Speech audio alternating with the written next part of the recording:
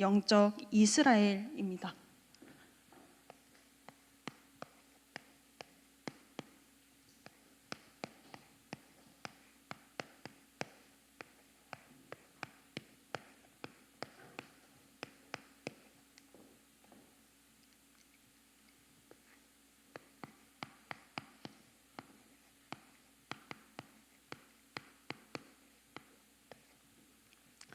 우리는 영적 이스라엘입니다. 우리가 역사를 알고 역사를 보면 오늘과 미래를 미리 볼 수 있습니다.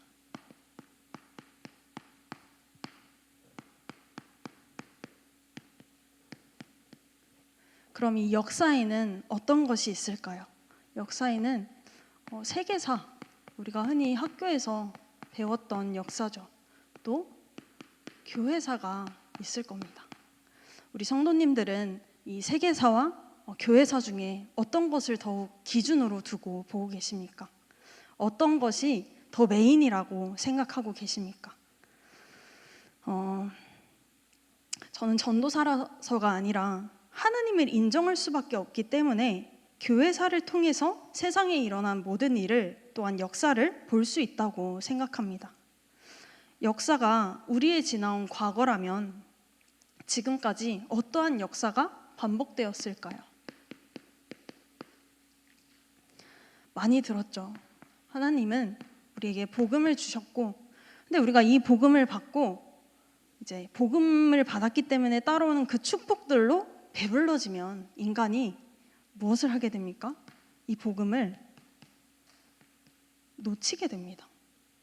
이 복음 때문에 온 모든 축복이었는데 복음은 놓친 채 따라온 그 복을 추구하고 그것이 중심되어 살아가다 보면 복음을 놓치고 재앙을 만나게 됩니다. 재앙 만나서 또 하나님께 부르짖습니다. 살려달라고. 그럼 하나님은 한 사람을 택하셔서 복음 가진, 언약 가진 한 사람을 통하여서 다시 복음을 회복시키십니다. 맨 처음부터도요. 하나님은 복음을 주셨고, 근데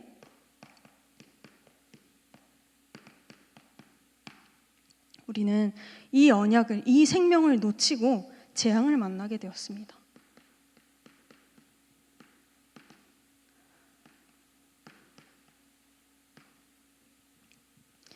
이것이 우리가 걸어온, 우리가 지금까지 오게 된 역사의 반복이었습니다. 이 굴레가요.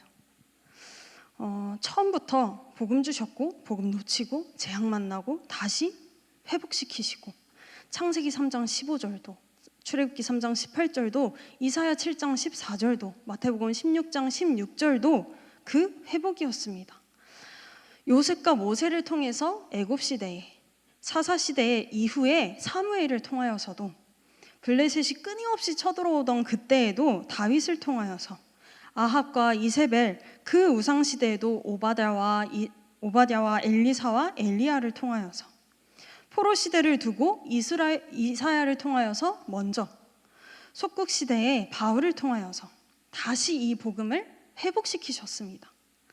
그렇다면 하나님을 인정하는 우리는 이 역사를 통해서 봤을 때에 우리가 지금 강대국의 지배를 받은 것이 여기까지 가기도 이전에 그 개인들이 그 노예되었을 때에 개인들이 맞닥뜨려 있던 그 문제들은 뭐였을까요?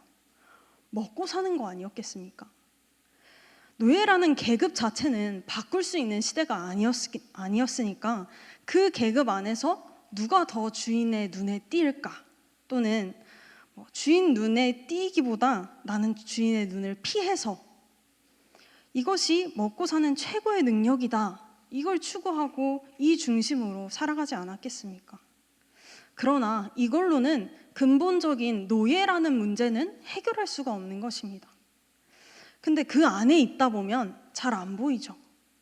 내가 무슨 혼자서 독립투사도 아니고 그 계급 자체를 바꾸려고 든 접근 자체가 독립투사 같은 개념이 돼버리는 거잖아요.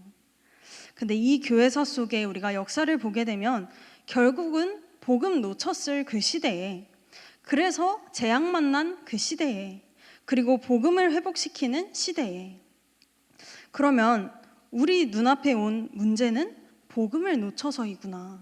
언약을 놓쳐서이구나. 그래서 완전히 흑암이 장악된 재앙이구나. 그 시대가 된 것이구나. 이 해석이 되어진 사람들을 통하여서 하나님은 회복뿐만이 아니라 완전히 언약 성취의 여정으로까지 인도하셨습니다. 이것을 알았고 이것을 미리 보았던, 이 역사를 알고 오늘과 미래를 미리 보았던 한나를 통해서 사무엘이, 그리고 이새와 사무엘을 통해서 다윗이 나왔던 것처럼 우리가 맞닥뜨리고 있는 이 환경 속에, 이 문제 속에 잘 살아가 보기 위한 답을 찾아다니는 것이 아니라 이 역사 속에 오늘이, 그리고 미래가 보여져야겠습니다.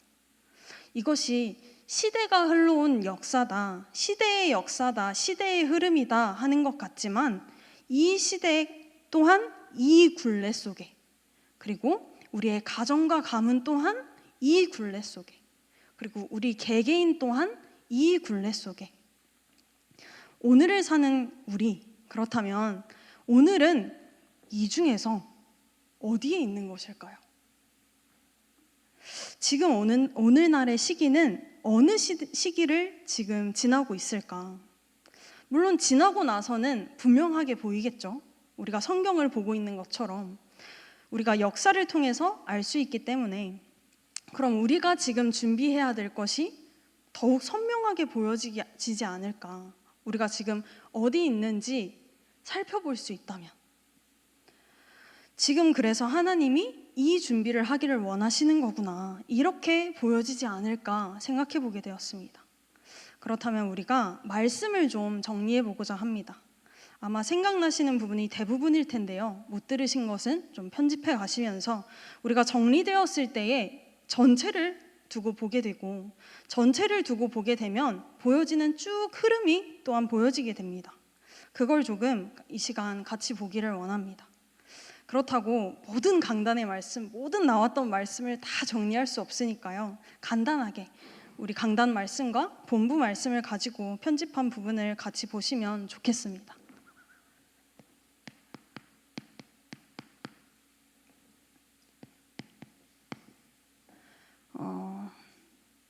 우리 강단에 나는 언제나 내 집을 세우리이까, 생각나시죠?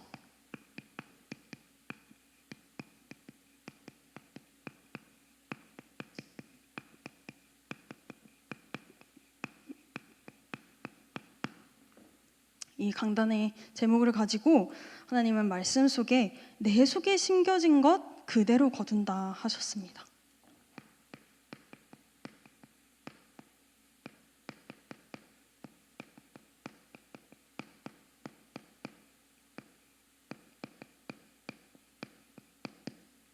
그리고 드라빔이냐 언약이냐,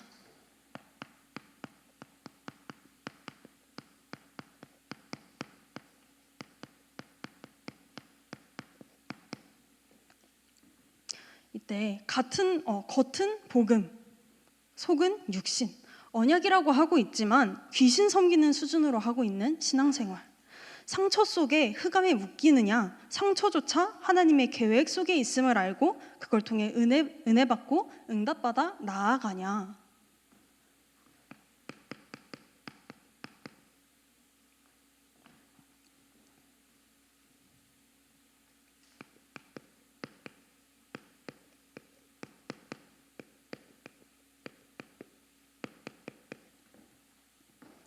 그리고 나는 베델의 하나님이라.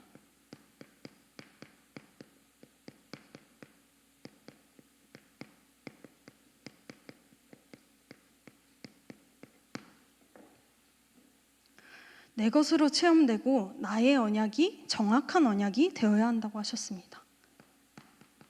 내 것으로 체험되고 나의 언약이 되며 이것이 매일매일의 정확한 언약이 되는, 그리고 이번 주 우리에게 주신 말씀, 이스라엘의 축복과 하나님의 역사.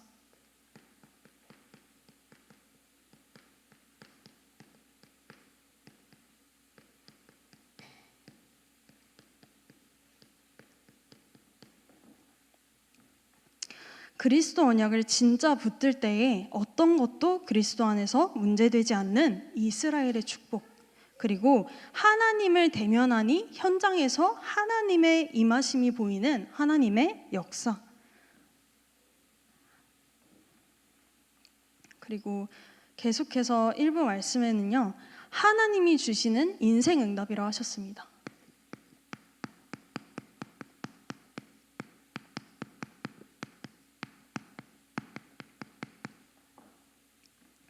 하나님이 주시는 인생의 응답은 무엇이냐? 과거를 바꾸고 운명을 바꾸는 흑암을 무너뜨려야 한다고 하셨습니다.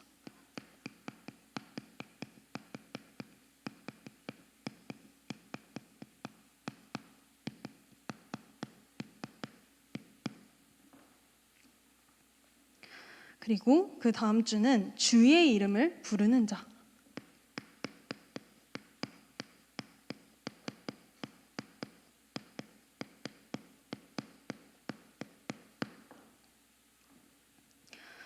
주의 이름, 예수 그리스도의 이름.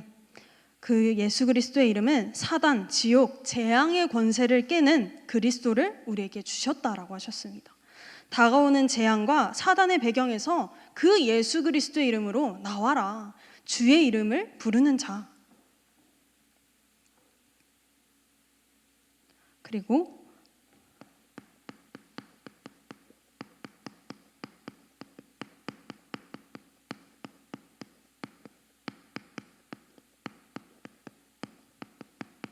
과거와 미래 살리는 오늘의 응답. 그러면서 복음을 봐야 한다라는 표현을 하셨는데요. 복음을 봤다라는 건 나를 무너뜨리는 사단 권세를 인식했다는 것이고 모든 흑암에 잡힌 세상으로 보여졌다라는 것이었습니다. 그렇기 때문에 복음을 봤다. 지금 흑암에 잡힌 이 세상, 지금 흑암에 잡힌 나의 가정, 모든 것이 그래서 복음으로만 가능하구나. 그래서 이 흑암을 무너뜨릴 수 있구나. 그리고 이번 주는 진짜 지혜 있는 자가 누구냐? 진짜 미련한 자가 누구냐? 제가 판서가 익숙하지 않은데 오늘 야심차게 많이 쓸 걸 준비해 와가지고 별로 이렇게 깔끔하게 쓰지 못하는 점은 이해를 해주시길 바랍니다. 진짜 지혜 있는 자, 진짜 미련한 자가 그럼 누구냐? 과거, 오늘, 미래의 운명을 뒤바꾸는 십자가의 도다. 이걸 아는 자가 진짜 지혜 있는 자고, 진짜 미련한 자는 이것을 모르는 자다. 왜 제가 이렇게 잘 못 쓰는 판서라도 쭉 적었냐면요.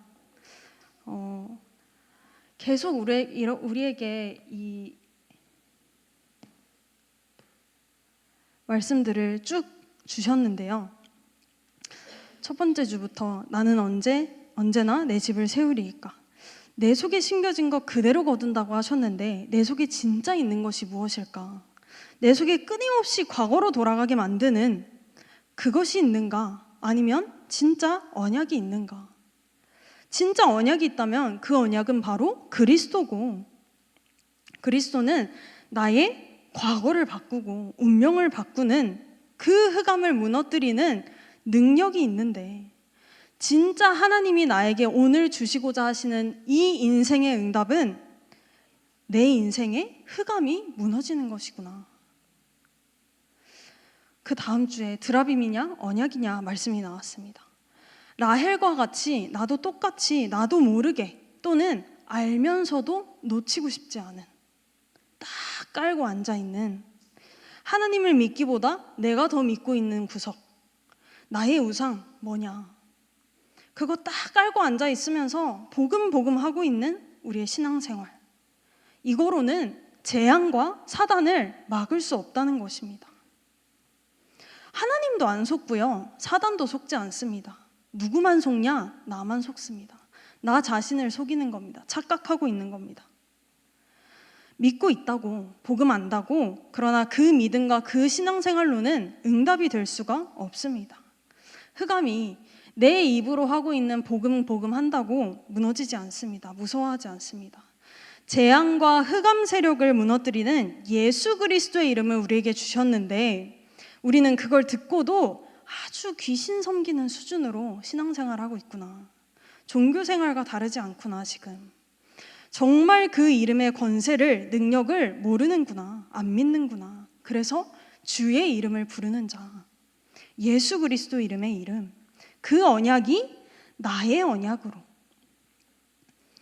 그 언약이 오늘 정확한 언약으로, 그 바뀌지 않는 종교생활하고 응답 없게 만드는 흑암에서 빠져나오지 못하게 하는 과거와 미래 살리는 오늘의 응답은 이 언약. 그래서 복음을 봐야 한다.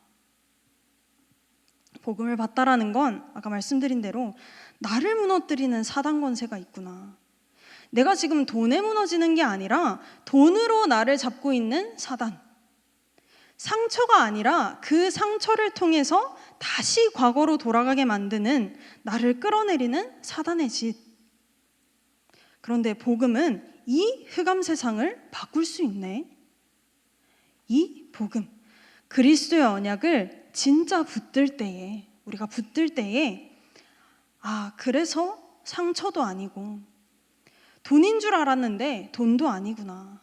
돈이 많아져서 해결이고 위로를 받아서 상처가 아무는 게 아니구나. 복음이구나. 나의 과거, 나의 오늘, 나의 미래의 운명을 뒤바꾸는 그 복음, 십자가의 도. 이때에 하나님의 계획이 보이고 하나님이 역사하심이, 일하심이 보이는 브니엘, 하나님의 역사. 여기서 저에게 계속 반복적으로 들려졌던 키워드는 언약, 그리고 흑암, 과거, 운명, 예수, 그리스도의 이름. 키워드라고 한다면 이게 계속 저는 쭉 반복적으로 하나님이 저에게 주신 말씀으로 들려지더라고요. 근데 이 굴레를 계속해서 반복하게 하는, 이 굴레 속에 있게 만드는 과거, 상처, 운명이라는 흑암의 견고한 진.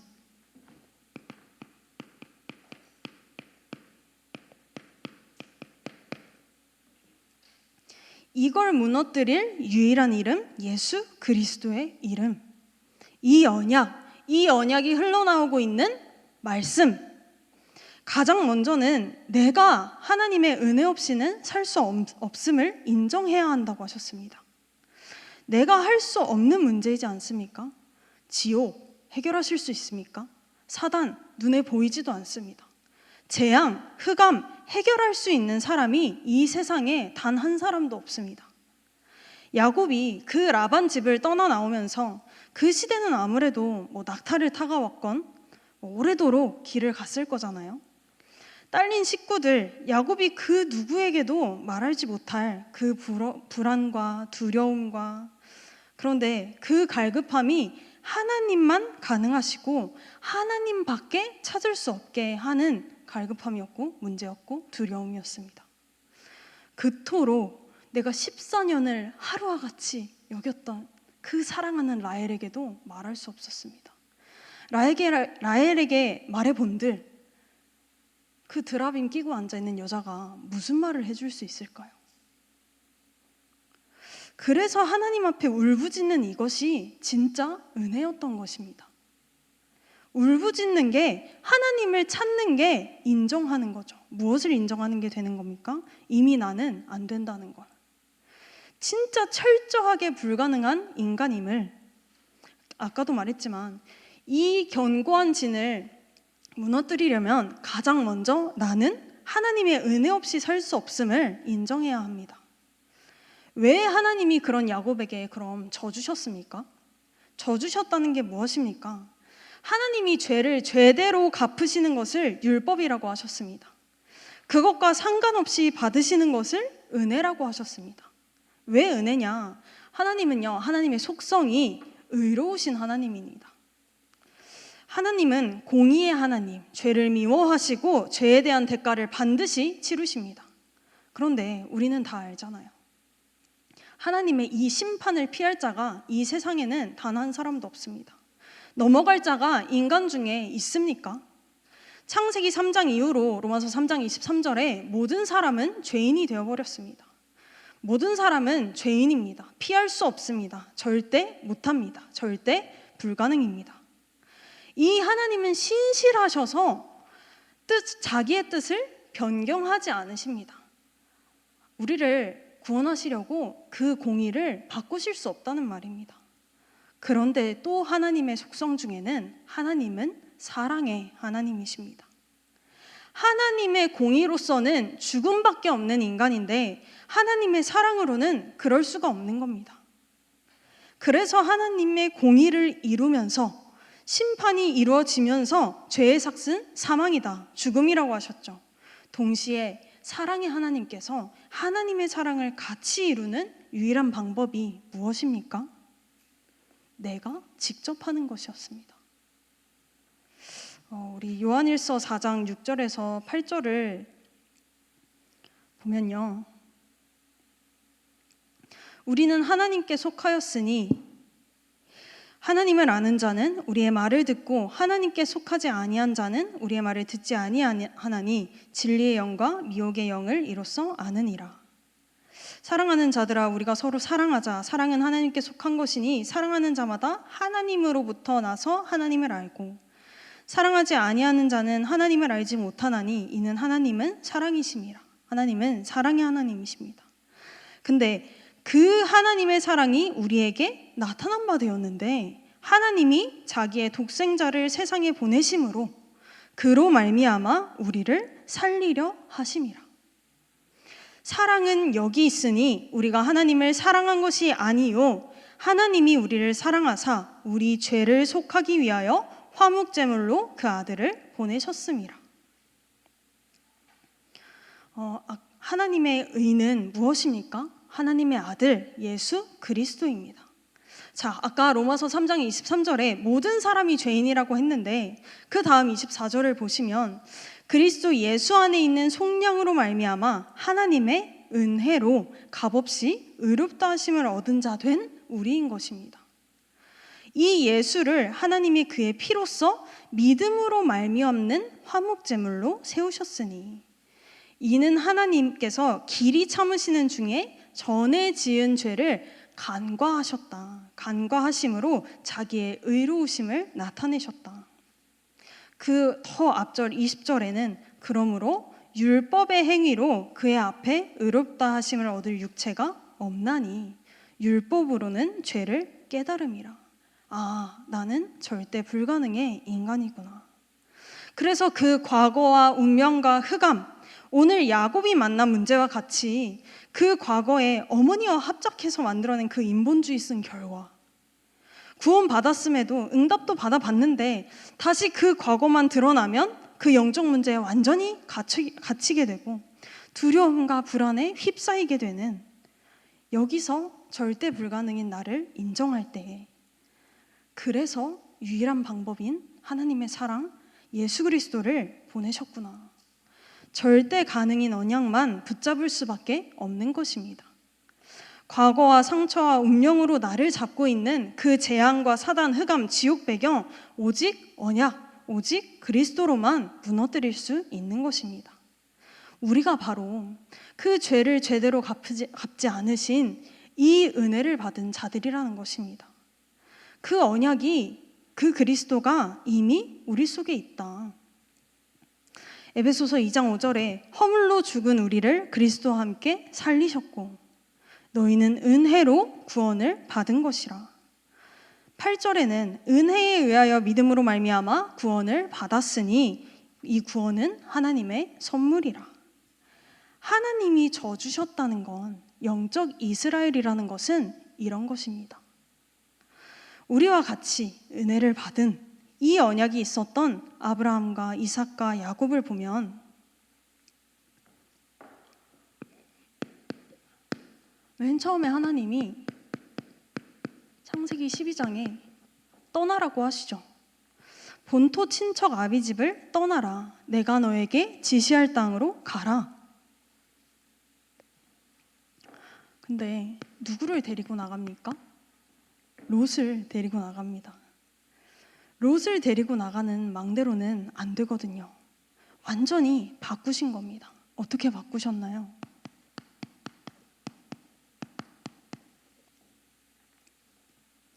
마므레 상수리 수풀에서 아브라함은 단을 쌓기 시작했습니다.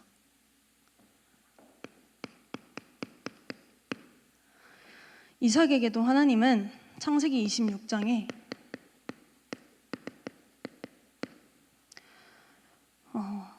애굽으로 내려가지 말고 지시한 땅에 거주하라 하셨습니다. 흉년이 들어오니까 흉년이 드니까 바로 애굽으로 내려갈 생각하는 망대로는 안 되는 겁니다. 계속 현실 문제가 터집니다. 계속 우물을 막았죠. 근데 23절, 25절에 그때에 브엘세바에서 이삭은 단을 쌓기 시작합니다.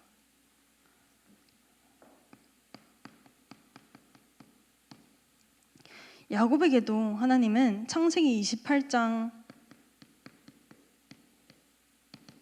1절에서 4절에 우리 기억나시나요?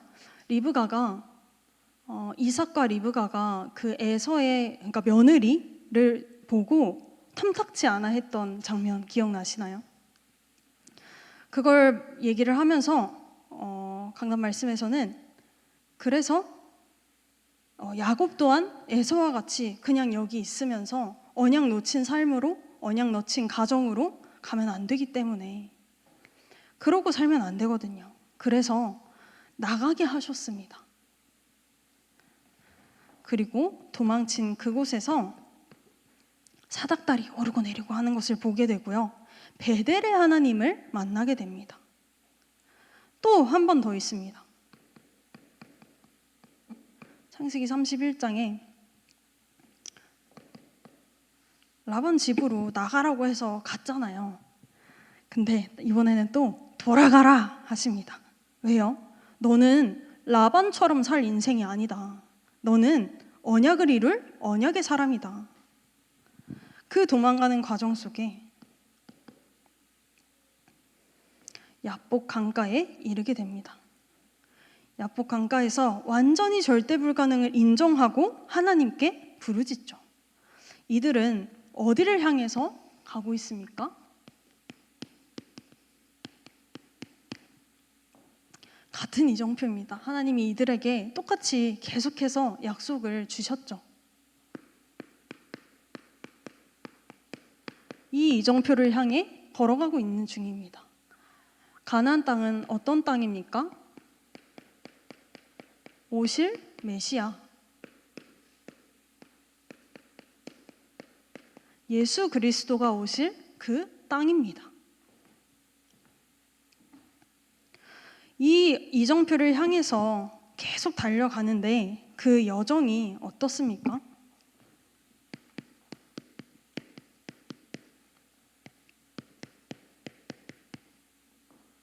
일단 나올 때부터 언약 잡고 나왔다는데 롯을 데리고 나옵니다. 본토 친척 아비집을 떠나 나왔지만 내 생각, 각인된 대로 딱 불신앙 하나, 우상 하나 끼고 나옵니다. 지금 내가 하나님의 언약을 따라간다면서 불신앙인 줄도 모릅니다. 우상인 줄도 모릅니다. 기근이 드니까 바로 애굽으로 뽀로로록 내려갑니다.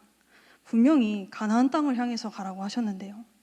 언약 따라간다면서 인본주의 계산 때립니다. 사라를 누이라고 해야겠다. 그래야 내 목숨을 건질 수 있겠구나. 이 일을 통해서 하나님은 바꾸십니다. 무엇을요? 언약 따라가는 것이 놓친 모든 것을 회복하는 유일한 길이다. 그리고 소돔과 고모라 땅을 보게 하십니다. 아, 복음 놓치면, 언약 놓치면 재앙인 것이구나. 아, 현실을 보는 게 또 실수합니다. 하가를 통해서 내가 언약이 씨라고 하셨으니까 나를 통해서만 나오면 되는 거 아니야? 또 실수합니다. 하가를 통해 이스마엘을 낳고 그 언약의 씨, 오실 메시아, 하나님은 지금 언약을 이루고 계시는구나. 내가 현실을 보고 타협해서 하갈로 써도 괜찮겠지, 이런 인간의 방법이 아니구나. 내 생각 따라가는 게 아니고 언약 따라가는 거구나. 이렇게 아브라함의 여정을 통하여서 완전히 다 바꾸십니다. 이삭의 여정도 우리가 한번 생각해 볼까요? 모리아산에서 죽음의 기로에서부터 시작하게 됩니다. 거기서 하나님이 준비하셨습니다. 순양. 죽음의 기로에 선 것 같은 인생의 여정 속에 있다면 거기서 무엇을 잡고 무엇을 봐야 할까요? 언약, 그리스도. 나를 묶어놨을 거 아니에요. 나를 제물로 드릴 거니까. 이걸 어떻게든 끊어보려고 하는 그 노력이 아니라요, 언약을 보는 거구나. 언약을 붙잡는 거구나. 에서와 야곱이 태에서 싸웁니다. 흉년이 듭니다. 애굽으로 가려고 하는 이삭의 생각을 아시고 거기서 거주하라고 하십니다. 상황 따라 내가 판단하는 게 아니구나. 문제가 왔을 때 말씀이 뭐였지? 주신 언약 따라가기를 원하시는 것이구나. 야곱도요, 밭죽 사건. 이미 태에서부터 큰 자가 작은 자를 섬기리라. 축복도 가로채버렸고요. 그렇게 해서 도망간 그 길이 나의 언약, 나의 복음, 나의 하나님을 체험하는 여정이 되게 하십니다. 14년간 종살이를 종처럼 살았는데 떠나라고 하시니 떠나 나왔는데 여전히 현실에 남아있는 상처, 나의 과거가 나를 불안함에, 두려움에 휩싸이게 합니다. 나로서는 그 불안과 두려움을 우리가 떨쳐보려고 한들 떨쳐집니까? 생각을 안 하려고 해도 계속 생각이 듭니다. 하나님께 부르짖고 하나님을 대면하자 하나님이 역사하심을 보는 여정이 되게 하셨습니다. 그렇다면 이 777이 다락방에서만 나오는 단어일까요? 왜 이것이 성경에도 있고 예수님께서 말씀하신 것이다 하냐? 제가 화요집회에서 그 말씀을 듣고 마태복음 5장부터 찾아보기 시작했습니다. 산상수훈의 내용이 나오죠. 예수님은 다 바꿀 것을 말씀하셨다고 했습니다. 근데 그 앞장으로 가보니까요, 마태복음 3장에 예수님께서 성령 세례 받으십니다. 성령 세례를 받으시고 마태복음 4장에 마귀에게 이끌려 시험 받으러 가십니다. 그 흑암을 완전히 이기시고 완전히 무너뜨리시고 마태복음 5장부터 7장까지 바꿀 것들, 우리의 입장에서 말씀해 주신 거죠. 바꿀 것들. 심령이 가난한 자, 애통한 자, 온유한 자, 의에 줄이고 목마른 자, 긍휼히 여기는 자, 마음이 청결한 자, 화평하게 하는 자, 의를 위해 박해를 받는 자. 안식일, 전통, 제도를 지키는 게 중요한 게 아니다. 비판, 판단, 정죄하지 마라.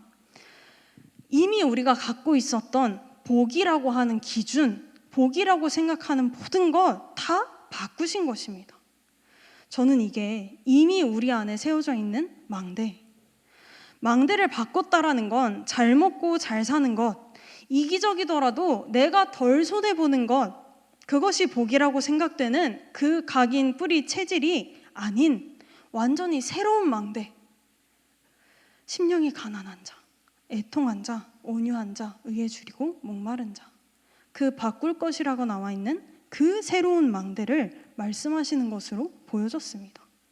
그리고 마태복음 8장에는 기적과 이적과 치유의 역사들을 많이 보게 됩니다. 그리고 마태복음 9장에는 믿음이 나옵니다.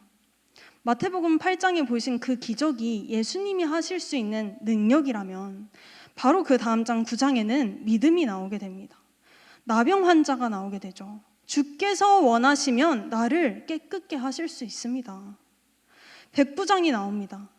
다만 말씀만 하옵소서. 예수님이 그래 가자, 치료하러 가자 하는데 아니요, 지금 나에게 말씀만 하시면 예수님은 그를 낫게 하실 수 있는 능력이 있으신 분입니다. 이 믿음의 고백을 하고 있는 겁니다. 다만 말씀만 하옵소서. 또 그분이 배에 함께 타고 있는데 파도가 거세지니까 제자들이 일어나세요, 지금 어떻게 좀 해보세요 합니다.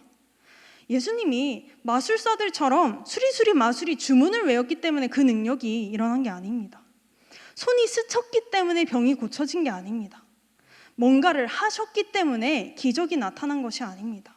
능력이 있으신 그분 자체이기 때문에 믿을 때에 그 능력이 믿는 자에게 나타나는 것입니다. 그래서 예수님이 믿음이 작은 자들아, 어찌 무서워하고 있냐. 절대 불가능인 우리의 능력으로 할 수 없기 때문에 믿음이 필요하다고 하셨습니다. 믿을 때에 그분의 능력이 나타납니다. 그리고 10장에는 제자가 나옵니다. 이 제자들에게 똑같이 이 권능을 주시고 이젠 같이 가십니다. 현장으로. 함께 먹고 자고 다 보이십니다. 그리고 마지막엔 가라. 모든 민족, 만민, 땅끝에게 가라. 초대교회도 바울도 다 이렇게 시작되었습니다. 바울은 그래서 어디를 가든지 성령 충만부터. 왜? 성령이 임하면 흑암이 무너지고 하나님의 나라 임하였느니라. 바울은 이 망대 여정 이정표의 길을 그대로 갔습니다. 그렇죠. 예수님이 말씀하신 것, 예수님이 하신 것, 하나님은 이 망대 여정 이정표를 우리에게 보여주시고 지금 이걸 따라가라고 하시는 겁니다. 망대가 있었던 아브라함, 이삭, 야곱, 이들의 모든 일이 이정표를 가는 과정이 되었고 너무 많은 일이 있었잖아요. 그들의 실수가 되었건 어쩔 수 없는 운명 같은 일이 되었건, 근데 그 모든 것이 과정이요 여정이 되게 하신 것처럼 우리의 과거와 상처와 운명을 바꾸는 이 속으로 들어가야겠습니다. 이것이 바로 영적 이스라엘이요 영적 이스라엘의 길이며 영적 이스라엘의 오늘인 줄 믿습니다. 그때에 나의 여정 속에 하나님이 언약을 이루고 계시는구나. 하나님이 내가 있는 이 현장에 저 사람에게 이미 임하셨구나. 하나님을 보게 되는 브니엘이 우리에게 임하는 줄 믿습니다. 이 망대 여정 이정표의 길을 가는 우리 모든 사랑하는 언약교회 성도분들 되시기를 기도합니다.